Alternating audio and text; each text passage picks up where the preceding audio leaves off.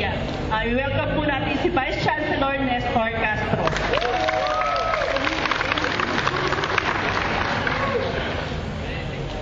Isang magandang umaga sa ating lahat.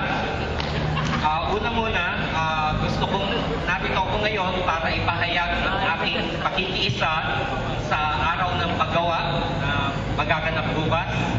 Pangalawa, ako'y narito rin para suportahan ang panawagan ng mga manggagawa para itaas ang minimum wage.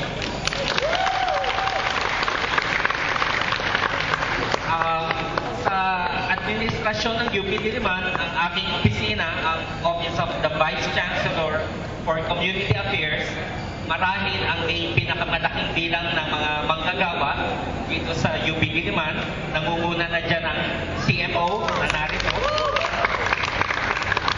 At ang iba pang mga manggagawa sa University Health Service, pati ang ating mga SSB at security guards at marami pang iba.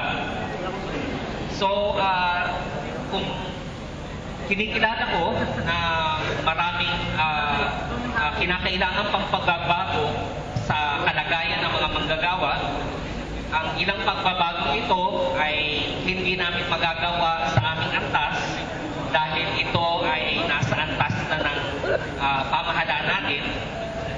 Pero makatitiyak kayo na maaari nyo kaming ituring na mga kaalyado sa pagpapaabot ng inyong mga hinaing sa ating administrasyon, sa UP system. At sa anumang sa aming makakaya, ito naman ay aming gagawin. Halimbawa, ang pagkakaroon ng sapat na representasyon ng mga manggagawa sa iba't ibang komite ng ating universidad. Pangalawa, usapin ng mga programa at aktibidad na may kinalaman sa pagpapahusay sa kalagayan ng ating mga manggagawa.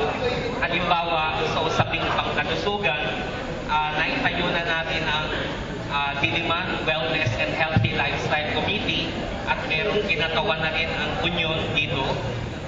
So, dapat tignan na rin ng committee ito ang mga usaping pangkalusugan ng ating mga manggagawa. Kilala ko na hindi pa sapat talaga ang representasyon ng mga manggagawa sa ating administrasyon. Kilala ko rin na kahit sa aking antas ay ako pa rin ay patuloy na natututo at kung maaari kayo ang maging gabay sa kung anong tamang landas at hakbang na dapat suungin ng mga administrador. So, dapat natin kilalanin na ang anumang pagbabago sa kalagayan ng ating universidad ay hindi lamang nanggagaling mula sa taas, kundi ito ay produkto ng sama-samang pagkilos ng mga kawani, mga guro, manggagawa at estudyante.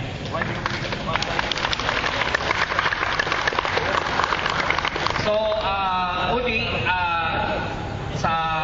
mula sa mga ilang maganda yung description ko sa programa, baka manggagawang administrador at mga makabayang administrador, sinusuportahan ko ang inyong pakikibaka para sa pagpapahusay ng kalagayan ng mga manggagawa sa Pilipinas. Mabuhay ang uling manggagawa. Salamat po. Senator Nestor Castro. Narinig po natin yung suporta mula po sa opisina ng Vice Chancellor. For Community Affairs. Nandito rin po pala, kilalanin natin ang dati nating Vice Chancellor, Ma'am Lani Flores. Magandang umaga po sa inyo.